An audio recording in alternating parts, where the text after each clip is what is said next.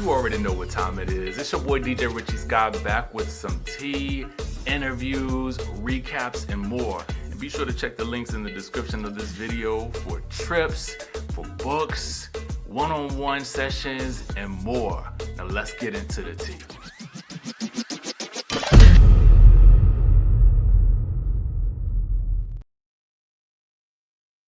Try as I might, I cannot for the life of me understand what is going on with Kandi, Tamar, Nene, Latasha, and everybody else that well, really just those three, right?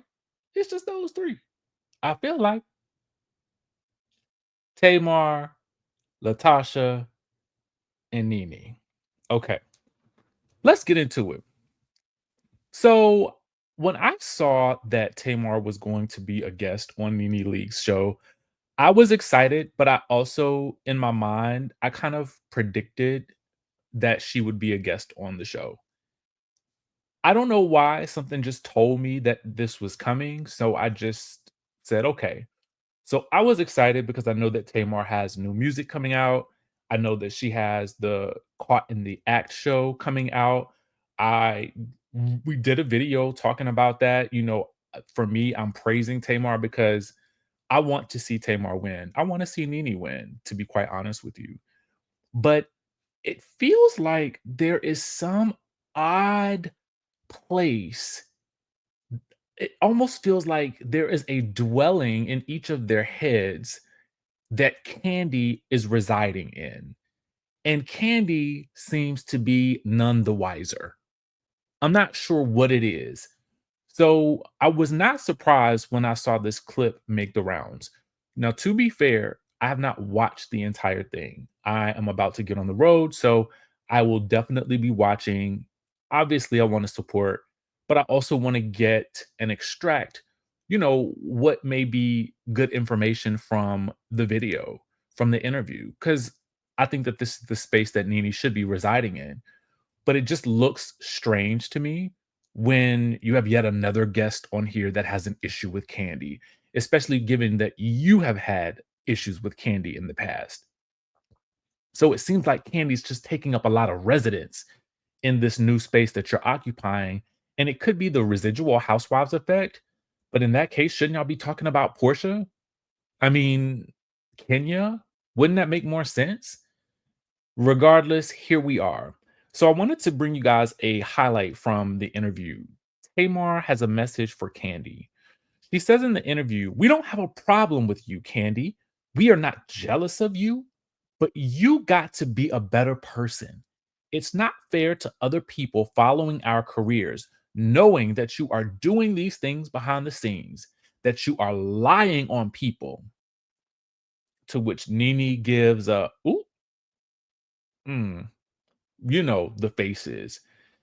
And I'm just kind of thinking to myself, you know, is somebody going to tell us what Candy lied about? Because there's an awful lot of this idea that Candy is this despicable person who is disrupting everything for everybody, notably these three people that I have mentioned behind the scenes: Latasha, Tamar, Nene.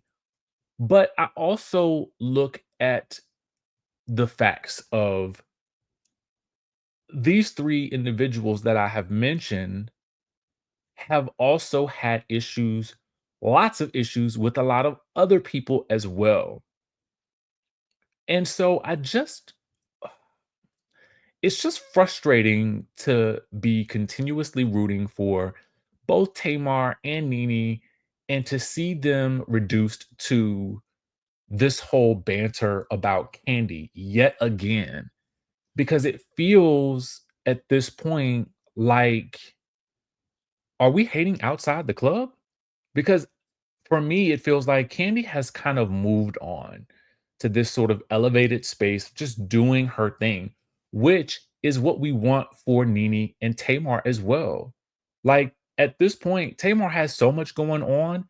Like you would think that a beef would be the furthest thing from her mind. she also goes on in the interview to from another clip that I saw called Lonnie Love Big Back. Um, this is my thought, and I'm gonna leave it at this.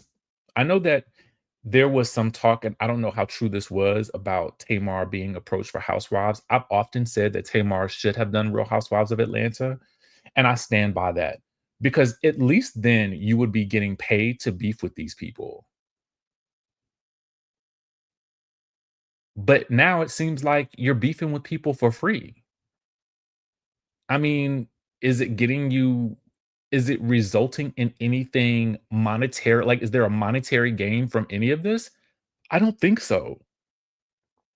So I just really want for Tamar to focus on the amazing things that she has going for her, her television shows, her, ventures with her mom, the music, which I'm super excited about. And I want Nene to move beyond this. Even if she did want to talk about housewives, I think the continuous talk about Candy, um, is just odd and it doesn't make sense. And I don't think she needs to do that. I think she is building a brand. And I think that she needs to focus on just building outside of these people that she has had beef with, and that are beefing with Candy. It's just odd to me. But Nene did say that she would sit down and have a conversation with Candy. I don't know if that's an open invitation for Candy. I think that the smartest play for Candy would be at this point to simply ignore it and just continue to elevate, continue to do your thing, which is what I would hope for all of them to do. And I think just continue to rise above. Fly above, Candy. Just fly above. Meanwhile, speaking of flying above, I would have thought that Brooke Bailey would have been flying above the drama, but Brooke is standing 10 toes down for her friend, Evelyn Lozada. How, you might ask? And shout out to the Bravo Shade Room for that first clip that was posted. And we're going to move to reality entertainment T for this next one. All right, so let's get into it. All right, that's my confused face in case you guys didn't know. I'm confused from that first story. I really am. That's me trying to figure it out. I'm doing the equations, it's not working. Okay, so you all know that we talked about it yesterday that Jennifer Gold, excuse me, and her husband slash boyfriend, I don't know what they are, but if she changed her name legally, I mean, with I don't know what is going on with Jennifer and Christian, to be honest with you, but I guess we'll have to wait and see on the episodes to find out. And I'm interested. I'm hooked. So Brooke Bailey has entered the chat. Brooke is now, she is off in Africa doing her thing with her man. And girl, I don't blame you. Okay. Get yourself and your rich man and you go enjoy your riches. Okay. You have been through a lot. And baby girl, we want to see you happy. All right. We want to see you happy, thriving, and flying above, not below with this mess. Meanwhile, Brooke says, I really hate this. Now, this comes after Jennifer Williams Gold said that she feels like Evelyn really has issues with Black women, for which a lot of you guys felt a certain type of way about it because the more I thought about it, the angrier it kind of made me because I feel like it's kind of like I feel like she's baiting people a little bit, at a time when she could have spoke up about this back when there was the OG situation, she chose not to. So if you really thought that, you would have probably said something back then or really would have just been extra mum about just I don't know. I can't really it just feels odd to me that now all of a sudden that it involves you. Now all of a sudden it is that Evelyn has issues with Black women. I think that Evelyn, just as I told you guys earlier, is an equal opportunity hater. Anybody can get it for the sake of the show, to be quite frank with you. That's what I think. I mean, I just feel like Evelyn, again, I don't want to say she's the producer puppet because I don't really believe that per se. I just believe that she knows what to do to make this show run, and she is doing that. Now, whether that's a good thing or a bad thing, that's up to your interpretation. Does she go too far? Absolutely. Have there been times where she definitely should have been reprimanded, X'd out a couple of episodes? She's definitely done some things where she's overstepped the bounds, especially to you, Jennifer. But this is the first time I am hearing, most of us are hearing, that you feel like she has issues with black women and now black men because she is coming for your man. Meanwhile, Brooke says this: I hear your concerns, and I want to be clear, this isn't about hate or racism. Accusations like that are serious and they shouldn't be used to deflect from real issues that deserve honest conversation. I stand for respect across all communities, including Black women, and the entire cast is Black besides Evelyn Lozada. And if there's a specific issue to address, let's talk about it directly and constructively. Unity means listening and being accountable, not tearing each other down. You know that production started this with a hot mic moment on the last reunion. You decided to carry it out, and in my opinion, you're allowing people to put the battery in your back to push a narrative that you know isn't true. I'm disappointed. This is sad, Jennifer Williams. You were once a concerned friend to Ev and voicing your opinion about her relationship without production pushing the narrative. You know this woman is not racist. The world knows why she was concerned about you, and those aren't false accusations. Stop this madness. Now, people did have some things to say, right? Somebody said, Brooke Bailey, so you can admit that Evelyn is pushing the narrative due to production. Brooke says, you need to reread what I said. That's not what I said at all.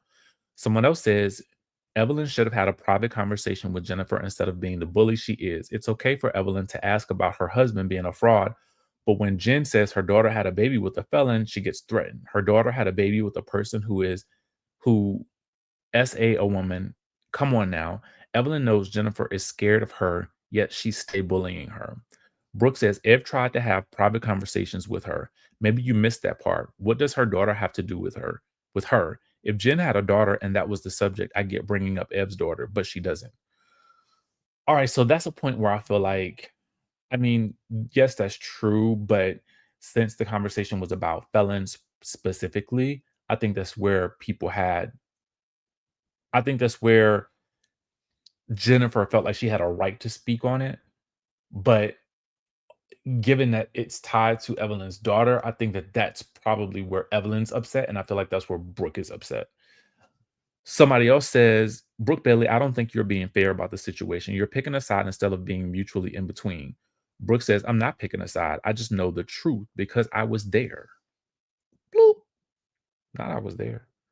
So this is the clip where you can see that Jennifer was speaking about the whole situation.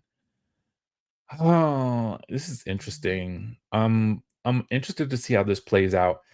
I wouldn't have expected Jennifer to say that about Evelyn, but Evelyn is coming for her man. So people get real, I'm not even gonna lie to you. People, I feel like people get real about it when you start talking about their man, their husband, my man, my man, my man. So I just feel like it, to me, if you really don't feel like she is or she does have issues with black women, then I don't I think it's dangerous to say that and to get people fired up about it, specifically because it is a hot button issue and people do really feel deeply about this thing. So if you are really feeling like that, that's one thing, but it's odd to me because you only feel like that now that it is about you.